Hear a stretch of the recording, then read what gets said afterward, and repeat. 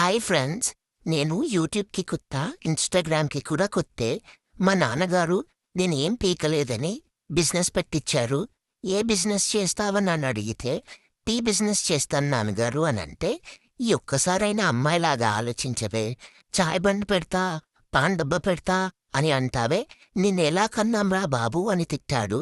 అందుకే ఈ ఒక్క 1 గ్రామ్ గోల్డ్ బిజినెస్ చెయ్యాలి అని ఆలోచించి డిసైడ్ అయ్యాను. ఇది స్టోరీ. అసలు నేనెందుకు బిజినెస్ పెట్టాలి అనుకున్నాను, ఏం పీకలేదని మా నాన్నగారు బిజినెస్ ఎందుకు పెట్టించారు, ఇవన్నీ తెలుసుకోవాలంటే సబ్స్క్రైబ్ చేసుకోండి. మంచి కలెక్షన్ తీసుకొచ్చాను.